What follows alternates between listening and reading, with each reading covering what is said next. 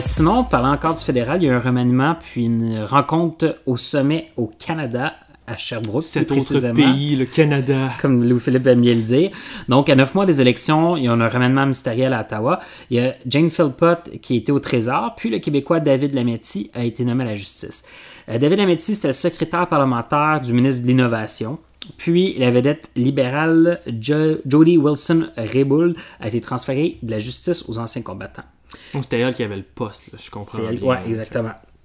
Puis, sinon, une fois que ça a été fait, il y a un caucus là, des libéraux. Là, un caucus, c'est quand, avant la session, tous les députés se rencontrent pour discuter de la stratégie et tout ça. Fait qu'il y avait un caucus à Sherbrooke. Ah, ça doit se faire toujours dans l'harmonie. Je sais pas, est-ce que t'as déjà assisté à ça? Est-ce que t'as des échos de ça? Ça se peut. Ouais. Non, pas au fédéral, en tout cas. Non, pas au fédéral? Pas au fédéral. Mais François Legault a rencontré Justin Trudeau jeudi à Sherbrooke. Il y avait quand même une espèce de liste d'épicerie. Il a dit que c'était temps de passer à l'action. Puis, il y avait quand même 4 ou 5 demandes. Il voulait parler de la baisse des seuils d'immigration, l'imposition de tests de français de valeur aux arrivants, le transfert de pouvoir vers Québec, la déclaration d'impôt unique à Québec, puis financement des infrastructures. Hey, JS, c'est donc bien le fun d'avoir un gouvernement nationaliste au pouvoir. Ça fait donc bien changement, calvaire. Je veux dire, comme notre dernier gouvernement moindrement avec 1% nationaliste, c'était Jean Charest. Puis tu sais, je veux dire, je suis pas d'accord avec toutes les demandes, là. Je veux dire, baisse du seuil de l'immigration, non merci pour moi, là. Tu sais, c'est pas ma position personnelle.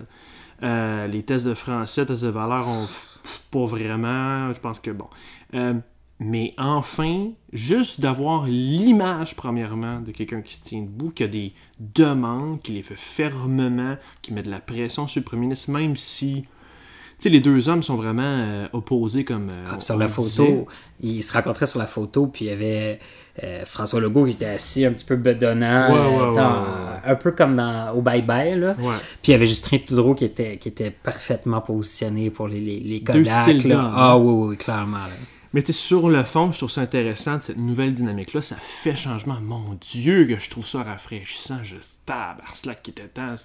Tu vois quand même l'effet que ça a d'avoir un gouvernement différent des libéraux. Mon problème, par exemple, puis je sais pas ce que tu en penses sur les 2 points, mon deuxième point, c'est juste, t'as bien beau pas être d'accord avec les positions, même si je suis content d'avoir un gouvernement nationaliste, on se ramasse encore à vivre avec l'effet des pouvoirs de province. Parce que Legault, ce qu'il fait, c'est qu'il essaye de créer un rapport de force, parce que la seule chose qu'il peut faire, c'est aller quêter. La seule chose que je vais... T'as encore un peuple de quêteux, tu sais. Ah ben oui, mais ça fait partie de... Mais je veux dire, ok, c'est cool, mais même si, tu sais, quand on est là, un gouvernement, il faudrait qu'il puisse faire ce qu'il veut puis changer le Québec. Arrêtez de demander à Trudeau une approbation comme si c'était papet.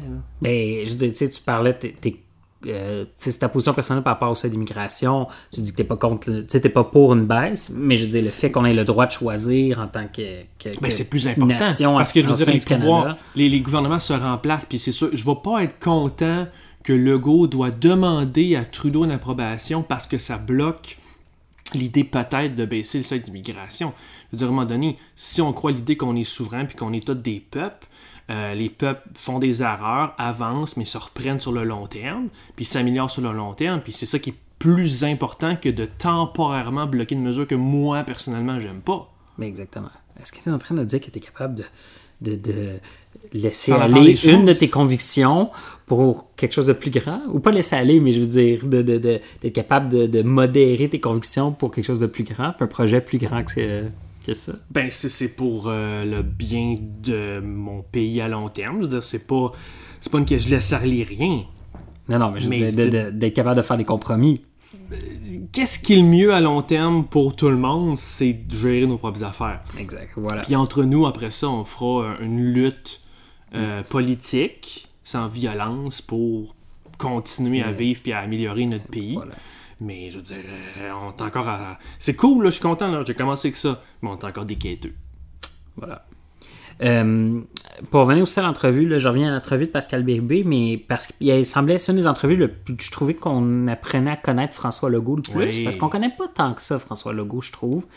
Puis... On l'invite, écrivez-nous.